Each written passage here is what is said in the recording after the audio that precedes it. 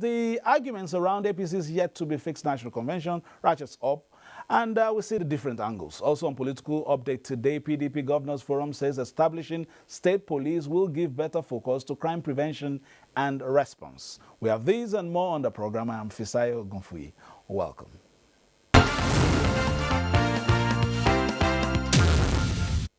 President Muhammadu Buhari has formally reacted to the recently released NSAS probe panel's report, saying the federal government will allow the system exhaust itself by waiting for pronouncements from the state governments which set up the panels. The president made his comments while exchanging views with visiting U.S. Secretary of State Anthony Blinken.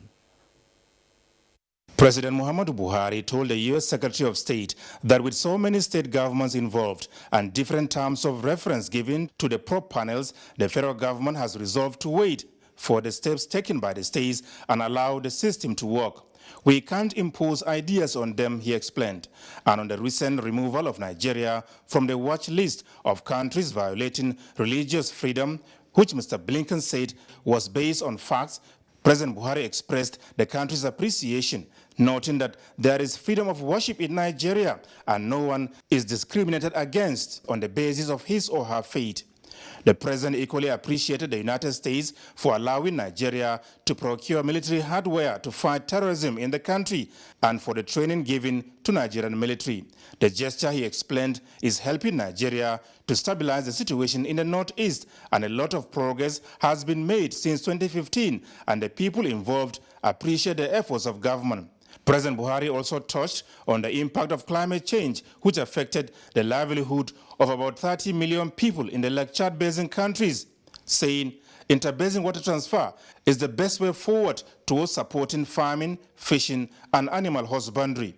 Mr. Blinken appreciated the contributions of President Muhammadu Buhari in protecting the climate, saying America and Nigeria have diverse challenges, but a common denominator is security, and hoped for better partnerships. We're working with Nigeria to address security challenges. We discussed the importance of a comprehensive approach that builds effective security forces, addresses the underlying drivers of extremism, and respects Nigerians' basic human rights. The United States is committed to helping Nigeria do that by continuing to invest in our security partnership and the institutions that strengthen the rule of law and that hold accountable those who commit human rights abuses, corruption, and other acts that harm the Nigerian people.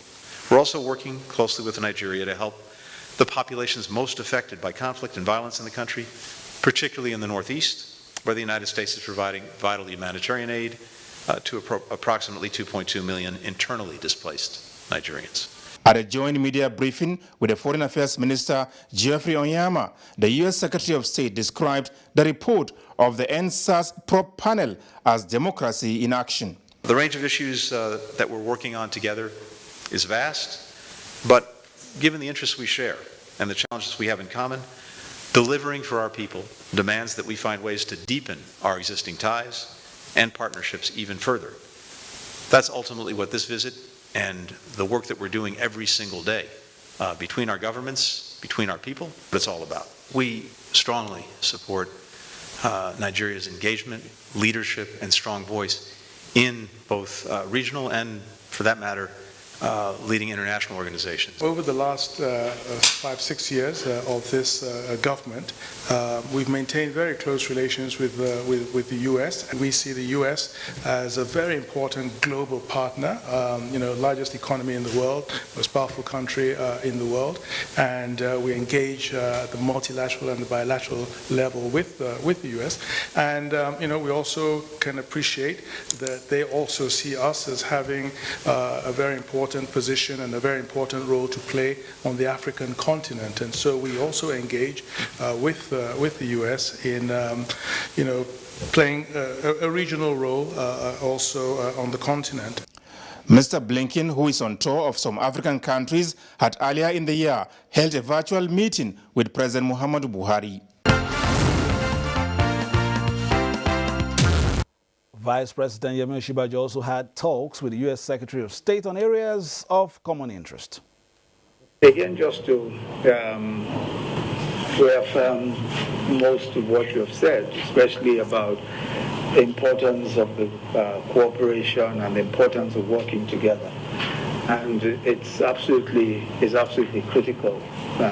It's been shown, especially in the response to COVID-19, and I think that this was probably a providential way of showing just how interconnected the whole world is, and there is no real solution without everyone being protected from this pandemic and the possibility of others. And I also like to thank you again, thank the government of the U.S. for the cooperation on security, which has been very important to us.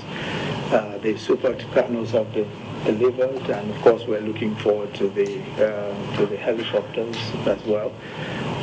But also, I think more importantly, a lot of the infrastructure support and the intelligence support that we've gotten from the U.S. on the security issues in the Northeast and the Sahel. Because the challenges, continue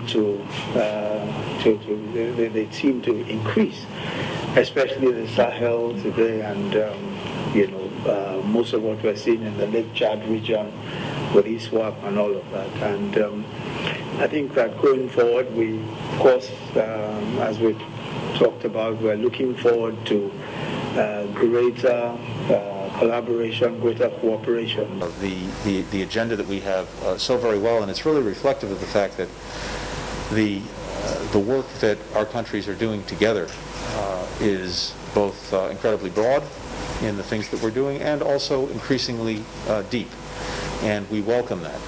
We welcome working in ever closer ways, because one of the things that we feel very strongly is that the big challenges all of our citizens face simply can't be addressed by any one of us acting alone. There's a greater premium than there's ever been on working together, finding ways to cooperate. We're all feeling that very strongly when it comes to COVID-19, and we're grateful for the work we've been able to do together on that. And I think looking to the future, developing capacity for manufacturing vaccines in Africa is going to be critical, especially in dealing with, unfortunately, the next pandemic, because there almost certainly will be one. We know from the work that we're doing together on climate that we have to be doing this.